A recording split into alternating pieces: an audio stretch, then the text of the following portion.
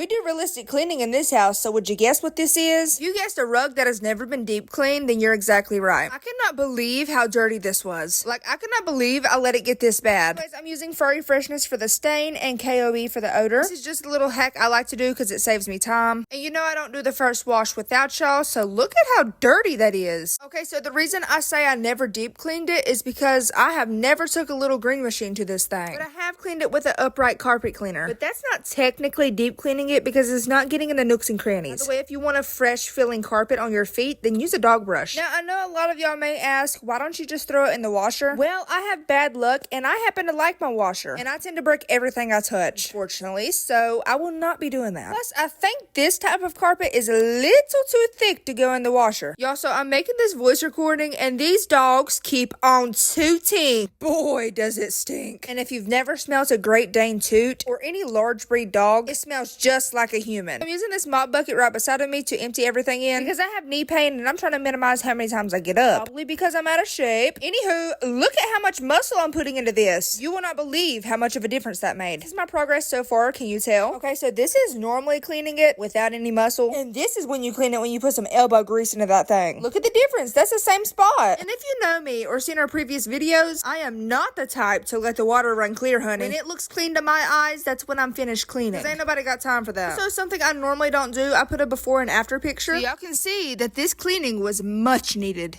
Also, I did notice that the KOE and Furry Freshness together make the perfect stain remover. They're both pretty pricey, but they work so good. I've had a lot of people ask, what's the best thing to remove dog pee odor? Now, we haven't had accidents on the inside in a long time. But, however, we do have puppy litters. The best thing that worked for us was the KOE, and that goes for any odors, not just dog pee. You can get the little bottle. However, I got the huge bottle because I use it on everything in my house. It's no promo whatsoever. However, I did have a couple people ask, so I thought I should mention it. Anyways, y'all, we are almost through with this carpet. And as an ADHD girly, this took me 2 hours to do. Sometimes it takes us longer than usual. But any hoodle, this is the before and this is the after. Y'all like the little pattern I did? And it drives me crazy when my dog's ear is flipped. I had her blocked off because I didn't want her coming in the garage while I was cleaning. This should stay like this for a while because we don't come in the garage that often. I normally dump this in the toilet, but today it's going outside. Now we can finally mark off the blue carpet. Next up on the list is Reset Sunday. Or should I say reset that thing Sunday. Something new I'm doing because take a look at my living room. Girl, it has been lived in. I mean, I don't know what else you should do in a living room, right? Most of it's trash from like packages. Pillows are on the floor because Scar doesn't like pillows on the couch. And every time he's over here, I end up with a pillow in the floor. But you've seen the state of my living room. At least the air quality is good, right? Not sure what this is, but anyways, have a pawsome day.